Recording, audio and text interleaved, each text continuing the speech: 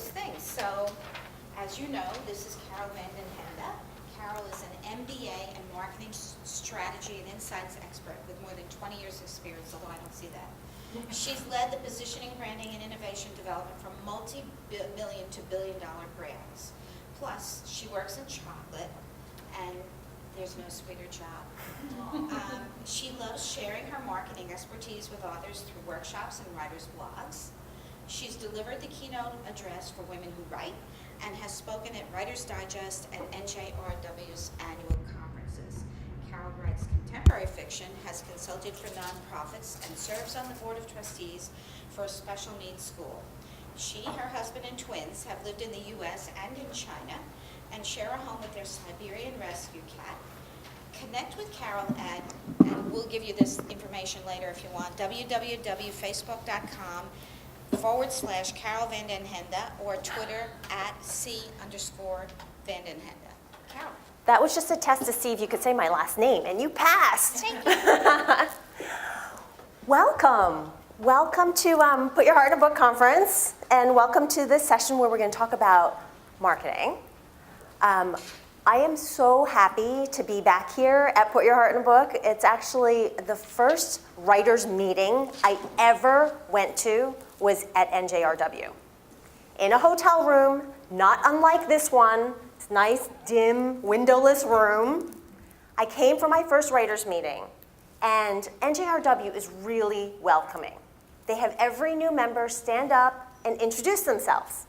So, my first writers' meeting, I stand up and I say, hello, I'm Carol Vanden Hende. I work as a marketer in chocolate.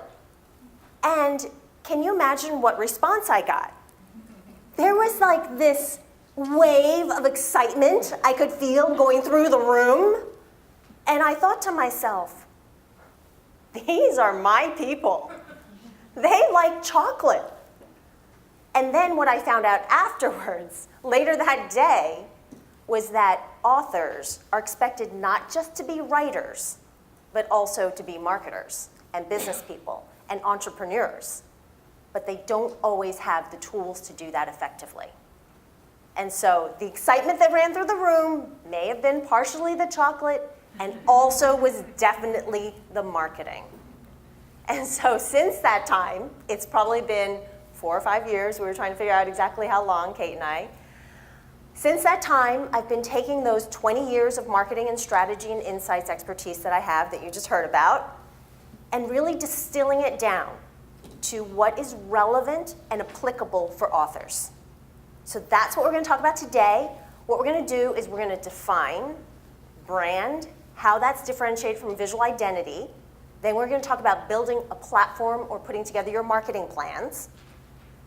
And we'll cover 5 principles of putting together your marketing plans, and we're going to end with a real-life case study of a best-selling author who has had a very happy ending to her book, beyond just the storyline happy ending. She has a happy ending to her career as well, so I'm going to share that as a way to illustrate the 5 principles. So that's what we're going to do today. Good? Awesome. So I still don't have audio. Still don't have visual. But, okay.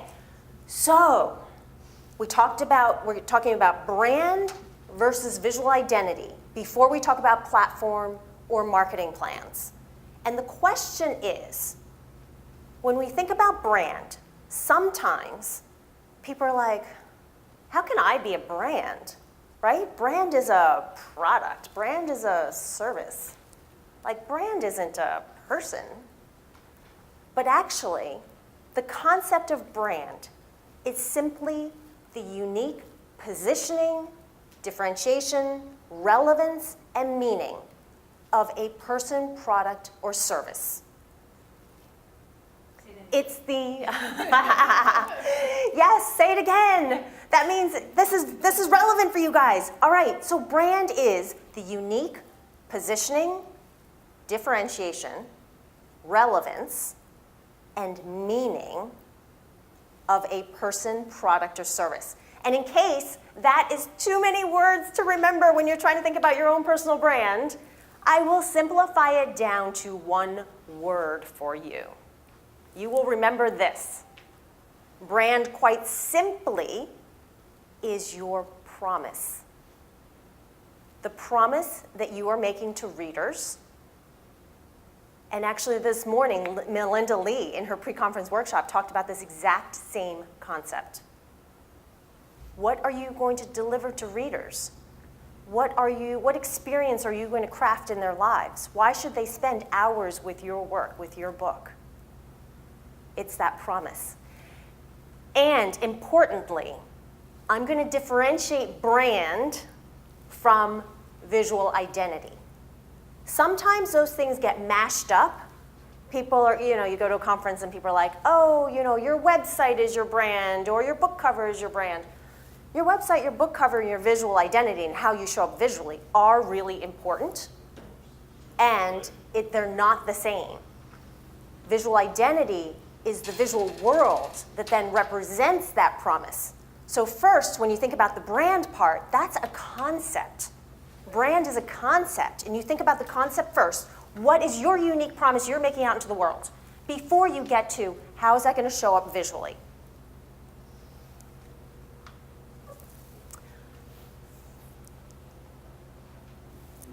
All right. That's all right. That seems to work. Thank you very much. There we go. All right, so brand is different than visual identity. And just to back up for one moment, does anyone know, raise your hand if you know where the term branding even came from. What's the origin? Why do we talk about branding? Anna knows. Yes, Anna. When they would brand cattle with the branches logo so that nobody could steal it. Oh, Anna said, and I agree with part of it. Maybe that is exactly how it started.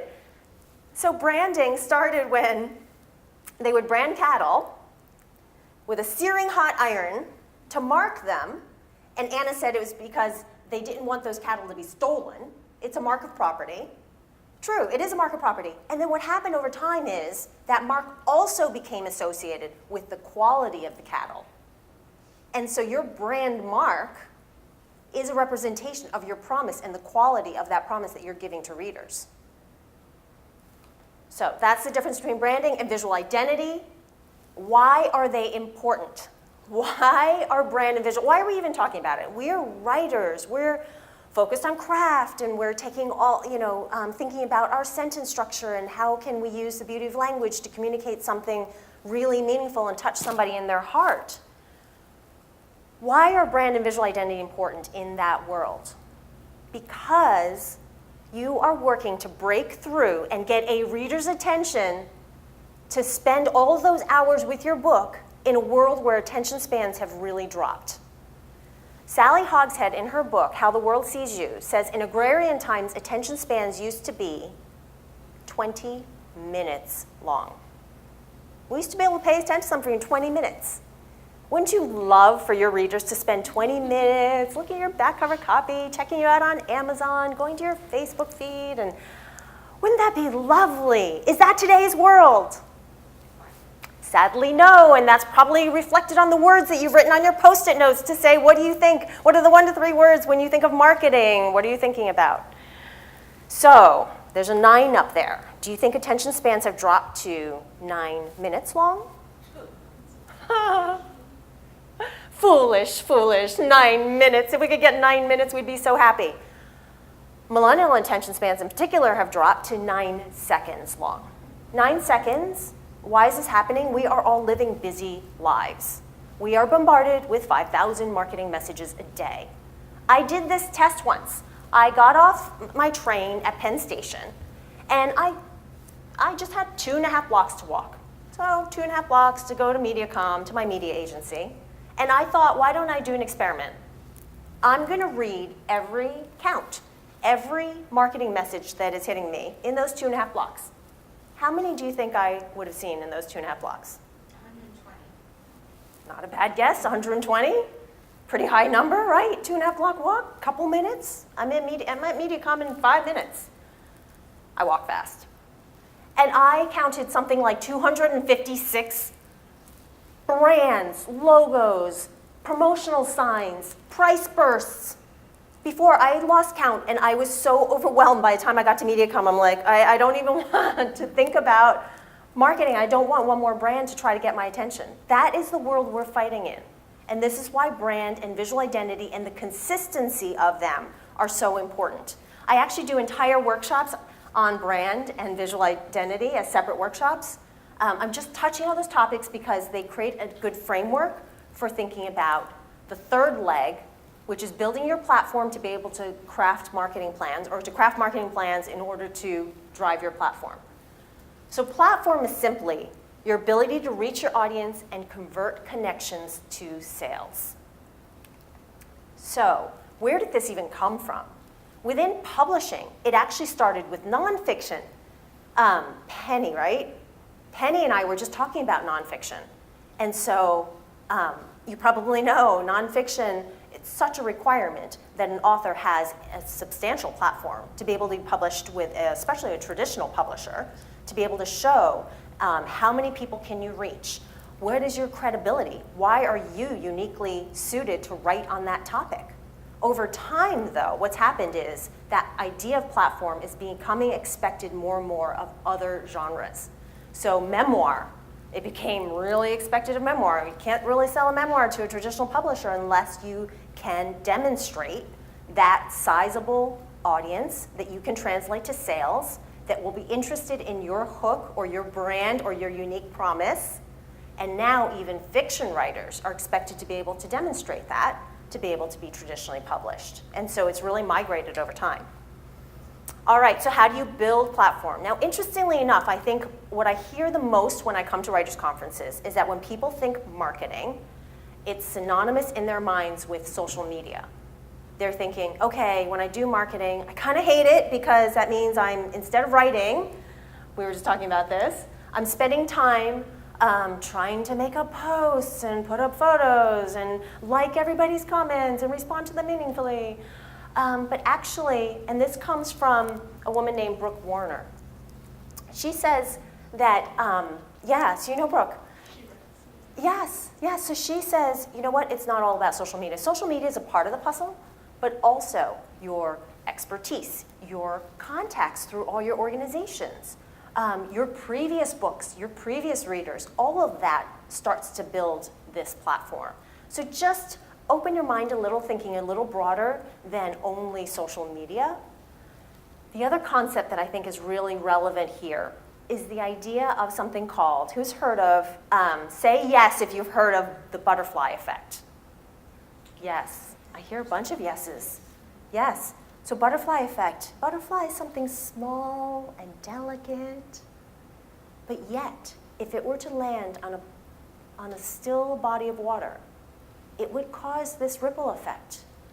And this ripple effect can reach quite far, all the way to the outreaches of the edge of the body of water. And so this is in some ways the marketing that we do, the relationships we form with readers that are authentic, real relationships. They ripple out into this broader effect, and they build over time.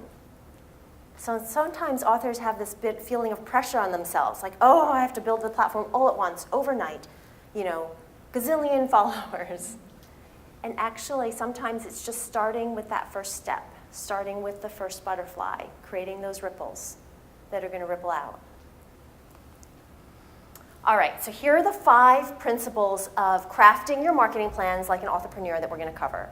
We're going to start with the first one, and although we have been talking about books, we are going to pivot for a moment to think about another category as an analogy and to learn from something very entrepreneurial. So, shout out if you recognize this brand. I want to hear if you know this brand. There's a very interesting story behind this brand. Halo? Yes, you know Halo Top. Because it's low cal. Low calorie. What else do you know about it? Tastes good. You eat the whole night. Oh, and do you know how do you know that you can eat the whole pint and not feel guilty? I looked at Okay. I read an article about it, and then I found it in the grocery store. You read an article about it and you found it in the grocery store. So yes, this is very much, so the beginning of Halo Top came from a guy who is, I think he's diabetic. I don't know exactly what he has, but he loves ice cream and he didn't want to give up ice cream. So he decided to figure out how to make an ice cream he could have. he went to a thrift store and he bought one of those, homemade ice cream makers and started to experiment with different recipes in his kitchen, trying to figure out how he could make a low-calorie, low-sugar, high-protein ice cream that tasted good.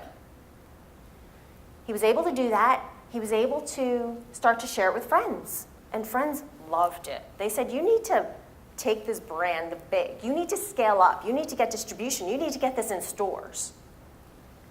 And so he started to do that, but it was hard work. And what's interesting is, the reason that this is a really interesting story, there's a few points in here.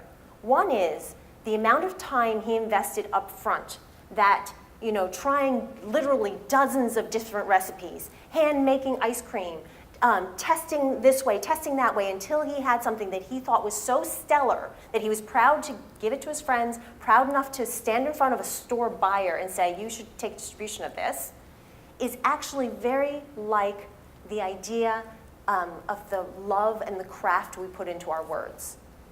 So this first principle is this relentless pursuit of near perfect product. That actually, even when we talk about marketing, the product that we're creating is at the center and is so critical. Just like the guy who invented Halo Top, the product was so important.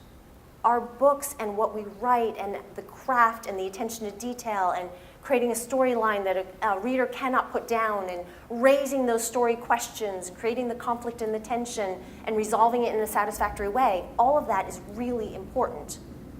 And, it's the center of what's going to create a brand that is powerful. So they started with that. Halo Top started with that, strong product. And then some of it is a little bit of luck. One of the people that he gave the ice cream to in LA knew somebody who was an editor at GQ.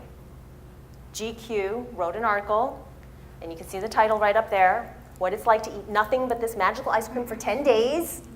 That article caught the eye of somebody at BuzzFeed. BuzzFeed said, oh, this is interesting. So they put a BuzzFeed article out, and I'm not sure which one you read, one of those two.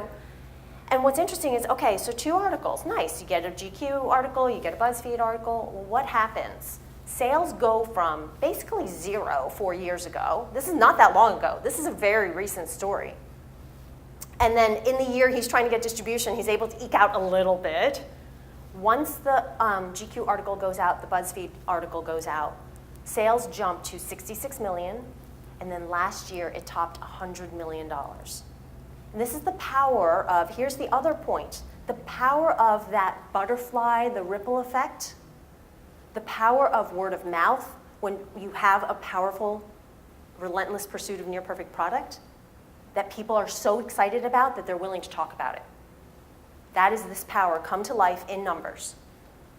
All right, here's another really interesting tool. So that was the first principle we just covered was relentless pursuit of near perfect product. The second principle is actually to recruit more promoters than detractors. What do we mean by that? So an entrepreneur, if you ask them, if you could only measure one thing, what would you want to measure? They would say Net Promoter Score. What it's called doesn't matter, but the idea behind it is actually quite illustrative. So Net Promoter Score, the way it works, is if you could only ask one question, you would ask people, how likely are you to recommend this product or service or person on a scale of 1 to 10? Pretty basic question. What's interesting here is how you use those results when you get them back. The Net Promoter Score is the percentage of 9s and 10s you get minus everyone who said 6 or below. You take out 6 or below are considered detractors. You take all of them out. 9s and 10s are considered promoters. That's who you want. Very interesting here because when you hear 7 or 8 on a 10-point scale, would you consider that to be a good score? I'm getting some head nods. I'm getting some no's. But I mean, I think a lot of people would say 7 or 8, it's not bad. It's not, they're not dinging you. What Net Promoter Score says is you don't even pay attention to the 7s or 8s. They're actually passives. They might like you okay, they don't dislike you, but they don't like you enough to talk about you as a brand and to tell your friends about you. And that's what you need. Entrepreneurs know what you need are 9s and 10s on the Net Promoter Score scale. So that's how high of a hurdle you have to set when you're looking for promoters and not detractors. And that's why the relentless pursuit of near-perfect product is so important. All right, so now how do I put some hard numbers behind this? If we're gonna craft a marketing plan, what a marketer would do, and this is the perspective I bring, is from the 20 years of marketing and strategy and insights, I'm bringing that perspective from having run those multi-million to billion-dollar brands. I've run everything from little brands, big brands, owned the P&L from the top to the bottom, run cross-functional teams, and collaborated with some of the best advertising, promotion, media, PR agencies in the world, and have been really fortunate to do that. Well, how do we start when we need to market something? How do we start and where do we start? We actually want to quantify. Who is going to find this particular brand or this particular promise relevant? And here's a real life example. This is the book I wrote that when I was thinking about who would be interested in my book. So my book had a hero who was an injured war vet. And so I started thinking about that, and so he was facing a disability. And so I started thinking about, all right, well, how many people might have a disability or have somebody in their family who has a disability? How many millennials are in the US because that sense of diversity fits their zeitgeist? And then how many, like, if I go to the very tippy top of the triangle, how many military injured vets do we have in the US? Just to size my audience. And then I applied some percentages because I know what percentage of people read in the US. Actually, it's 74% of people in the US read at least one book a year. The other 26% are not reading. And then of those 74%, 34% of fiction sales are romance. So then I'm able to also apply that over top of it to say, well, how many people does that leave me? So you can see at the very bottom of the pyramid, I could reach up to 20 million millennials who read and are fiction readers of romance, all the way up to the top where 600,000 are injured military vets who would read romance. So I can get a sense of like how big is my total potential market, and it's really useful to quantify your objectives. So you start with that, and then you think about, all right, how many of them, so let's say my top number, the 600,000 injured war vets, how many of them can I get awareness with through my networks, through my connections, through my, and we're going to talk about some tactics to how you reach people. But from awareness, this is what sometimes you might have heard of a conversion funnel. Show of hands, how many people have heard of a conversion funnel? Yeah, absolutely. This concept is really common because even the people that are aware, you're never going to get 100% of them to actually buy your book. Just because they know you exist doesn't mean they're going to buy your book. So of the awareness, then you bring it down to how many people can you get trial amongst. And the term doesn't matter, but it's just the idea, how many people can you get to at least read your back cover blurb, read a little bit of some reviews on Amazon. And then how many people are you going to be able to get to buy a book? And then how many people are you going to be able to get to buy your backlist or your next book? And that funnel comes down at a pretty precipitous rate. Sometimes we see numbers like this, which is of the people you can get awareness among, you might only be able to get 10% of them to buy a book. And of those, maybe only half will repeat, come back and buy a second book or buy a backlist book. And then to get that word of mouth, the 9s and 10s, the promoters, not detractors, that might only be 10% of that. So it falls quite precipitously, and that's why it's important to get awareness among a big group of people, but the right group of people, the people who are interested in that message and in your brand promise before you get, because it does fall quite precipitously. So what are ways to do this? And sometimes this is where people are really interested. They want to know, okay, give me the brass tacks. What are my tactics? What do I actually need to go out and do tomorrow now that I realize I need a brand and visual identity and I need to build my platform and write a marketing plan and quantify my objectives, which is what we've talked about so far. So there are different ways. There are ways in which to get broad awareness, and those could be like traditional print and radio and TV, and actually distribution. In a lot of products, distribution is the #1 way to get awareness. And for us as authors, distribution, it could be in a physical bookstore, or it could be on Amazon. That gets a lot of awareness. Just seeing the thumbnail of your book, seeing it on the recommended page can be a way to get awareness. So don't forget about that part. It's not all 100% active things you're doing. It might just be passively being available. I think there's a few interesting things here that people don't always think about. So a lot of this is expected. You're going to need a website, and you are going to need to build an email list. You're going to need to build your social media presence. You can do partnerships with authors. A lot of this is expected. I think that some of the things that people might not think about are PR. So, and especially if you're writing nonfiction, but even fiction, if you become an expert in an area, do you have the potential to engage media to either write an article for them, to be quoted in an article, to be interviewed by them as an expert? And you can either do this with long lead time media. Sometimes print plans out 6 months in advance. You have to really plan out your marketing plans early, and we're going to talk about that in a moment. So do you have some hook that you can share in order to be part of long lead time print? Or can you find topical things that are happening? And you can set a Google alert or set an alert on certain topics where your book ties in with a certain topic or you have expertise. And when you see that pop up in the news, you can reach out and be interviewed as an expert on that subject. So that's another way that authors don't always think about to try to get some of this awareness. All right. So that was getting awareness. That was at the top of the funnel. Now, when you're trying to translate down into trial and repeat and getting word of mouth, quality of execution really converts.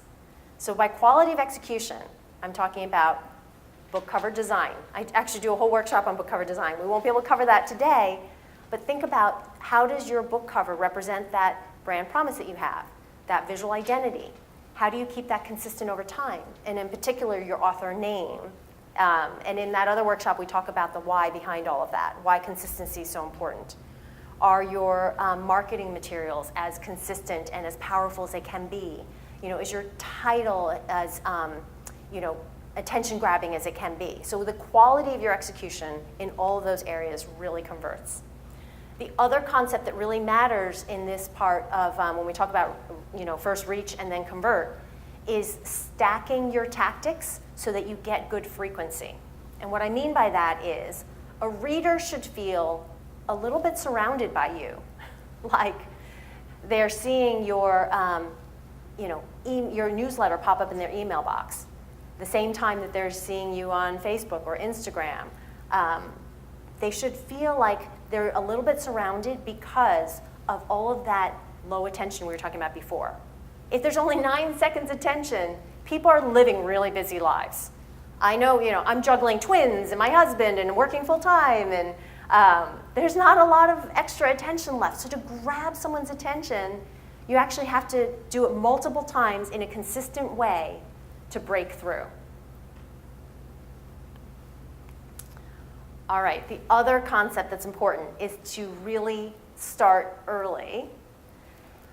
Don't fret if that's not the case yet for you, but there can be even things that you're doing 6 or 9 months in advance. And this is just an illustrative sample, of a plan that says, you start with some early planning, you start building your platform, you have some pre-launch activities, then you actually launch, and then there's post-launch activities. But a lot of that, and you think about that long lead time media we just talked about, if magazines are planning articles 6 months in advance, think about how early you have to be thinking about that. And what's useful, too, about thinking about your marketing early when you're writing is there can be times, as long as it's done authentically, there can be times where you're weaving in something into the content of your book that is going to be a hook when it comes to the marketing. Almost like product placement. So in TV, you see product placement where brands are purposely placed and they pay for that placement. You can almost create some type of product placement in your book that you then use in a partnership way, or you then use as part of your marketing hook when you go to market your launch. So it's really helpful to think early on. Here's an example. This is, again, real life example. This is from my book that I was talking about before. When I put together a marketing plan to give to my agent, to give to publishers, which they really appreciated. They appreciated getting not just the synopsis and the manuscript, but also getting a marketing plan made them think, oh, well then now I can see how I can reach people with this. I put together this calendar plan, which leveraged different holidays and occasions that are widely recognized to be able to reach people who'd be interested in reading about a military hero. And so you can see there are actually many patriotic holidays throughout the calendar. And leveraging those in addition to universally known holidays in the US was one of the tactics that I used. All right, now, when we get to our fifth principle, so just so we recap where we covered, we said first, relentless pursuit of a near perfect product. Second, we're going to get more promoters than detractors. Third, we want to reach then convert. And then fourth, we were just talking about all the tactics around that. Now, we're on our fifth principle. So who has remembered that they wrote a Post-it note at the beginning of this session? Yes. So you guys can take your Post-it notes, crumple them up a little bit, toss it to another person. You guys are going to throw the papers around. You're not going to hurt anybody. Put your safety glasses on, everyone. Toss or trade. You can trade your Post-it notes or toss them. Did everyone write one? Did you need a Post-it note? Do you want one? Oh, we have more Post-its. Miriam, do you mind passing a Post-it back here? Yes, so we're writing 1 to 3 words. When you think about marketing your book, what do you think about? All right, so open up the one you got. And I would love to hear some of these, what people thought about when they were thinking about marketing their books. I want to hear these 1 to 3 words. Yes, Penny. Branding the author. Branding the author. Nice. So that's very tied to our concept earlier that we started with. Yes, branding the author. It's always changing. It's always changing. That sounds like a maybe tinge of stress there, right? Like if it's always changing. Who else? What did you guys see? What are people thinking about when it comes to marketing books? Don't want to ask. Don't want to ask. What does that mean? I don't like to ask people but like to do the ask. Ah, right. Very insightful. Don't want to ask people to buy your book. Right. To do all of those. Don't want to ask. Mm-hmm. Yup. That's very common. Mm-hmm. Anybody else? Who else? What did you got? Fear and confusion. Fear and confusion. Yikes. And you're still brave enough to come to a seminar on marketing. Wow. Oh my gosh. What else? No time. Yep, we were talking about that earlier. No time for marketing. Don't want to ask. Fear and confusion. What else? Demographic. Just trying to figure out who I want, who target I want. Who am I trying to reach? Where are they? Are they out there? Anybody? Bueller?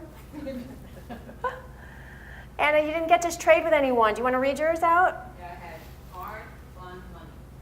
Hard, what was that? Hard, fun, and money. Okay, so 3 separate concepts. It's hard, but it's also fun for you, good. And it costs money, or it equates to money? Equates to money. Okay, good, brings in money. Yeah. Okay, cool. Miriam, do you want to share yours? Plan of action. Plan of action. So is that a to-do list for yourself? Yes. No, because I have all these things that I know that I need to do because I'm planning to launch a book. Mhm. And I've got the whole Facebook post thing and I have the discussions with friends, reaching out via email to people and people I know. It's interesting because there's a book club where I live. I have to put it all together and it's overwhelming. I shouldn't put overwhelming. Yeah, I hear a lot of overwhelming in there. Oh. Okay. So actually, exactly, that's quite a range of emotions and actions and to-do lists you guys have on those Post-it notes, which is relevant for this fifth principle we're going to talk about, which is what is the mindset that you are approaching the marketing of your book with? And there are some interesting tenets that may shift a little bit of how you're thinking about the marketing. So there's a concept of spotlight on audience, which I'm going to come back to. There's give before receiving. And so, and that is, if you're reaching out to people on social media, you're, asking to create a relationship. And before, saying, can you please buy my book or write a front cover blurb or whatever for me, what can you give that person before you're asking to receive yourself? And then there's also the idea of growing and maintaining. So it's not a one-time, it's not transactional. Just like in our lives, the people in our lives, our family, our friends, those aren't transactional relationships. We're not just trying to be like, oh, I need somebody to have dinner with tonight, and then I, forget you. Right? You want to grow and maintain these relationships. You want that butterfly effect to be rippling out, to be continuing on. And then I'm going to come back to this idea of spotlight on the audience, because I think that this can be really mind-shifting for people. I'm going to share a little story of a friend of mine from a group called Women Who Write. Her name is Ginger. And when I had given a marketing plan workshop at Women Who Write, Ginger at the end raised her hand and she said, I know I'm supposed to market, but I really don't feel comfortable making the ask.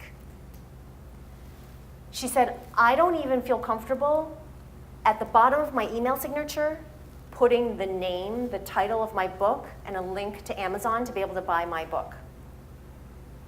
And Ginger is a very sweet person. I know Ginger, and I know that Ginger, when she was a little girl, she was hit by a car. She was okay. But what she's done with her life is she writes children's books. She wrote a book, Look Left, Look Right, Look Left. And actually, I feel chills when I say it, because she wanted to help children not get hit by a car. She is trying to save children's lives and to help children, to help parents. And I said to Ginger, Ginger, sweetie, I know she's a very humble and giving person, and she doesn't want to draw the spotlight on her. I said, Ginger, the spotlight, when you put the name of the title of your book in your email signature and a link to your Amazon page, you're not putting a spotlight on you. You're putting a spotlight on your audience. You're doing that because you're trying to help those children, you're trying to help those parents, you're trying to prevent that accident that happened to you when you were little from happening to other people. And I say that to all of you. And let's go back to the original concept we said, that brand is the promise you are making to readers. We all write for some reason deeper than just, well, I don't know. We write to entertain or educate or inspire, to change minds, to open mindsets. And so we are all putting something bigger out into the world. And so when you market, sometimes it can feel uncomfortable because it feels very egotistical. Like, oh, come look at me, aren't I great? But if you remember the reason you're doing it, the why underneath all of that, the why you're doing it is more powerful. It's not because, well, I'm assuming it's not because you're trying to get a spotlight on you. It's because of what you're trying to educate people on or entertain people with or to inspire people with. And if that's what's driving you, then it's perfectly fine to go out and to market. And you're doing it by growing and maintaining relationships, by giving before receiving. And because you're trying to do that higher order work, and therefore it's not about you. This talk, for instance, this talk is about you guys. My spotlight is on this audience. It is not about me up here. So I think that mindset piece, I know for Ginger, when we had that conversation that day, she said it really changed her mind. Okay, So we just ran through 5 principles for putting together your marketing plans, and we're going to now look at a case study on how this works for a real-life author. Do you guys need me to pause for any questions, first of all? Hi, Anna. Hey, the slide where you figured out, who's the big pool, and then you work all down. How do you find those numbers? Where do you go to figure that out? Great question, Anna. So Anna's asking, interesting idea to quantify your audience, right? And figure out, how do you find your audience? How do you even quantify? How do you set your own objectives? So there are different sources, and there's some sources that I like quite well because they're verifiable, very credible sources. So the places I tend to go are Bureau of Labor and Statistics, which is the government. You can get U.S. Census information. That's like very solid information. You can get demographics there. I also really like the Pew Research Center. So Bureau of Labor and Statistics, I think it's bls.org. And Pew Research Center I also really like, and sometimes what they're doing is they're crunching through those numbers for you, because if you go out and you look at the US Census data, you can get huge spreadsheets of numbers. But what Pew does is they will crunch through those numbers and will look at the data tabs for you and do analyses. So for instance, I was working with Hachette on a marketing plan for a relaunch of a book. And they were trying to figure out how to reach millennials. And I was able to find, it's a spiritual book, I was able to find information on Pew where they had surveyed millennials and actually every age group, adult age group, on what their views were. And we were able to unearth this gem of an insight that millennials are more spiritual than religious. They're not turning to organized religion, but they still feel spiritual. And therefore, that's the entry point, the connection point, when it comes to thinking about, is there a place for this spiritual book with millennials? Yes, absolutely there is. Thank you, Anna, for the question. There's chocolate for questions. We're going to get to that at the end. All right, so case study. Show of hands, anyone know this author, Karen Tanabe? Lovely author. I interviewed her for this, to put together this workshop, and she said absolutely, she was very happy to share her experience with all of you. Happy to share this case study. And so let's take a look at her work and how it illustrates a number of these principles. The first one, near relentless pursuit of near perfect product. Relentless pursuit of near perfect product. She has written multiple books, and with each one, Karen works harder and harder against her craft. She works to produce a stronger and stronger piece of work. She is very focused on her writing and making it as good as she can. And now she's had, I think, 5 or 6 books out in terms of published ones, and then there are the, like all of us have, the ones in the drawer that aren't published. When it comes to recruiting more promoters than detractors, she is on social media, and she has some presence there, and she tends to actually concentrate on people who are really connected to her work, connected with her. So they're not huge numbers, actually. And so I think that's interesting, and that goes back to Brooke's pie chart. Do you remember early on where Brooke was saying, yeah, social media counts, but maybe it's 10% of your effort because there's a lot of other things you can do. And so what Karen has done is she has leveraged her previous work as a journalist to be able to be interviewed and have book reviews in the Washington Post and the New York Times and USA Today. She was interviewed live on NPR. She went back and she tapped into her networks. We talked about this a little bit earlier. What organizations are you part of? She graduated from Vassar. Vassar wrote up an entire article on her. And so this is how she's leveraged what she has in her pie chart to drive awareness and therefore get trial and repeat and all those things we talked about. Mindset is interesting. So our last principle that we just covered right before getting to the case study was around how a mindset shift around why you're marketing and why you're writing can make a difference so that you don't feel like, oh, I don't want to ask. I don't want to ask for somebody to write that review or to buy my book. She's driven by an interesting mission. Karen is half Japanese and half Belgian. Her twin brother is the impetus behind having Loving Day be a national holiday. Loving Day is the day we celebrate when the Supreme Court allowed biracial or interracial marriage, which was only 50 years ago. My children, who are half Chinese, I'm ancestrally Chinese, and half Dutch, let's just call it Dutch, that's how I have this long last name, wouldn't be allowed to exist if it weren't for that Loving Day. And this is what drives her. She incredibly believes in this mission, just like her twin brother does. And so her books, for instance, The Gilded Years, has a character who is half African American and half Caucasian, who goes to university in an era where she would not have been allowed to go, except that she was fair-skinned enough and she pretended to be white, and she graduated from college, and it's a true story. So it's a fictionalized version of a very true story that has incredible personal meaning for her.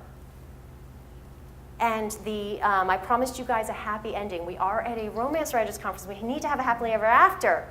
Her happily ever after is that Reese Witherspoon has picked up The Gilded Years to turn it into a movie.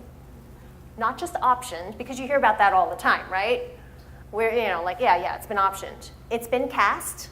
It's really going to turn into a movie.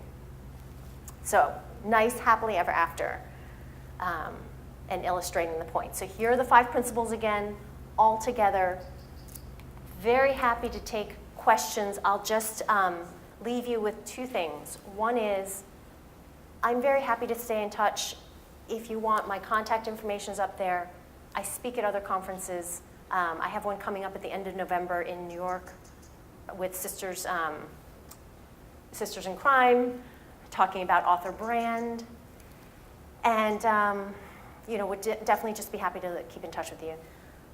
The second thing is just, I talked earlier about I have a really strong belief that we write for a bigger reason than just us. And I really believe in that, and that's why I speak at writers' conferences. And so I just wish you all, an incredible success in all the work you do and amplifying your good work out into the world. So thank you so much for your attention today. I'm thrilled to take questions from you.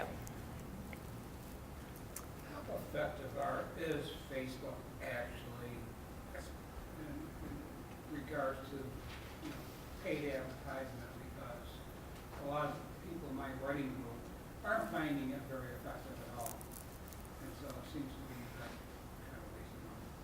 Yeah. Your thoughts, if you have any. Yeah, the question is around Facebook ads, and there are people in your writers group that are finding it's not really effective, it's a bit of waste of money.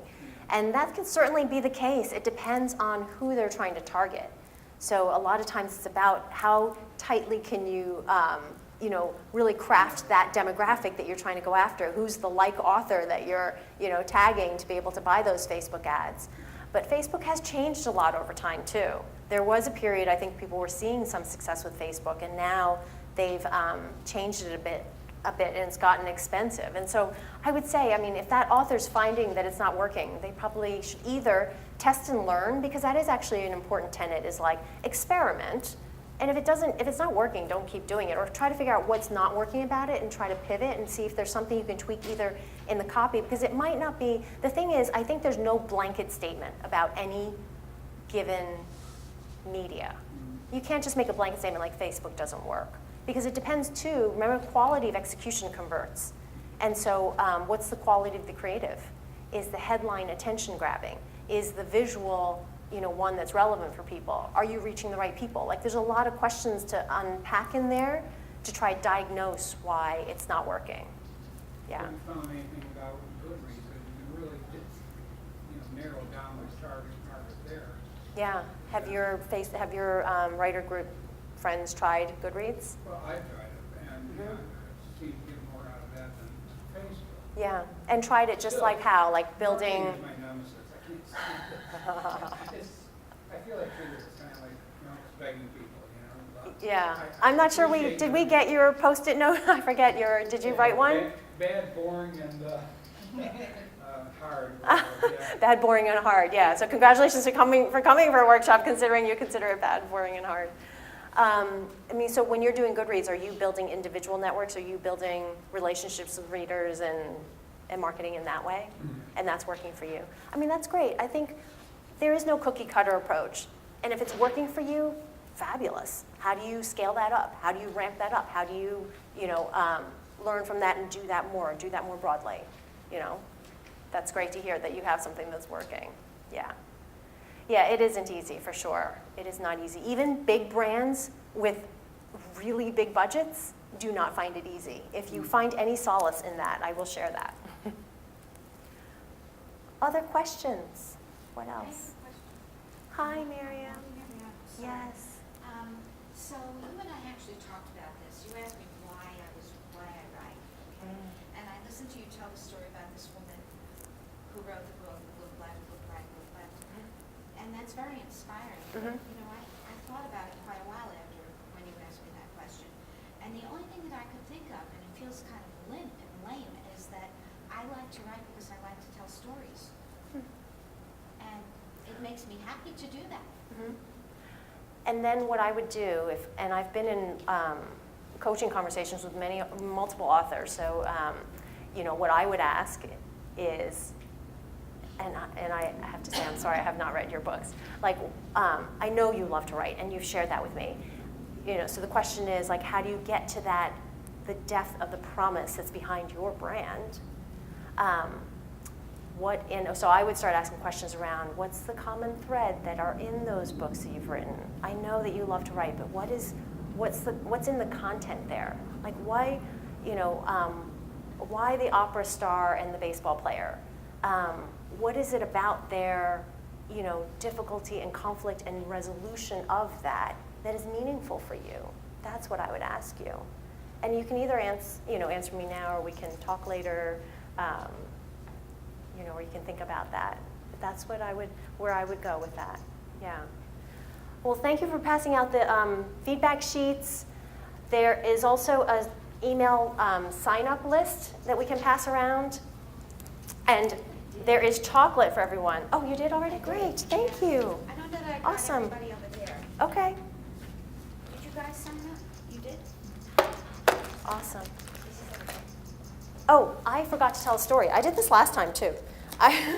Because we didn't have visuals in the beginning. And so I was going to share just, so early on, when we first started talking, we defined brand and visual identity, and we said they're different. One's a concept, and one's a visual manifestation. And so I wanted to share how I thought about this when I was pitching at Writer's Digest, my very first writers' conference. I went to Pitch Slam with my fiction manuscript. And the way Pitch Slam works is you have 90 seconds to pitch agents and editors, and they have 90 seconds to either ask you questions, ask you for a full or partial manuscript. So it's a pretty intense environment and very competitive. There's a line of people out the door. So I thought to myself, well, how am I going to differentiate myself in this sea of authors? What's my brand promise to agents and editors? And I'm able to bring my marketing expertise. That's part of what makes me unique.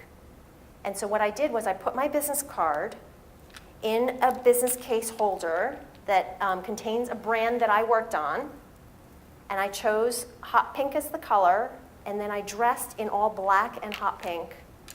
And then when I introduced myself, I said, I'm Carol Vandenhand, I work in marketing, I've worked on this brand. Then we did the rest of the pitch. When I followed up with the agents and editors who asked me for a full partial manuscript, in my email, the first line I said was, I hope that the pink M&Ms sweetened your day. Every single one remembered me because I had thought about my brand, my visual identity. I had a memento so that they could take away and remember that. And then I used it when I recontacted them. I meant to share that up front. Questions? So, all right, if I had you guys write another Post-it note now, would your words, show of hands, whose words would now be different on their marketing Post-it notes? Yay! Yay! Yay! Oh my gosh, you guys have made my day. Thank you so much. Sorry about that. You've made my day. Tell me, what are your new words? Now you're going to be cursing at me, aren't you? Like, the words are going to get worse, right? Now, of course, I'm assuming that they're getting better. I'm a little worried now. Maybe I shouldn't have been so, like, full of gratitude right off the bat. Cher. Hopeful. I'm saying hopeful. Not so hard. Not so hard, hopeful. Tell me more. So I like that a big focus should be on the quality of the product, quality of the book, which is what I want to focus on. Yep. And so, and it's true, if you give out a huge piece of chocolate and it tastes terrible, it doesn't matter. Or if you give this little thing of like M&Ms, you know it's going to be good because you know M&Ms. Aw, You you're know, talking to my heart, dear. So if you know if you work on your craft and provide a good book, then that's going to be enough, Yes. and then everything else just kind of goes with it. So that's the because where do you start? That's like where do you focus? Where do you Yep. start? You And carve that's- out a little time at a time. You start, you let the butterfly effect work, and you focus on your craft. Lovely. Other takeaways? Like what else? What were aha moments? When you showed the slide in the story about Karen Tanabe? Tanabe, it struck me when she connected to her existing connections, and that kind of struck a chord in me. My first novel was published a month ago, and I'm in 2 book groups, and I have friends that are in other book groups, and I was a little shy and embarrassed about even telling them, but I told a couple of people, and they have me speaking now, and they're all reading my book. And I guess for me, it's very hard to do the ask, but sometimes I think you can be surprised by what comes back to you.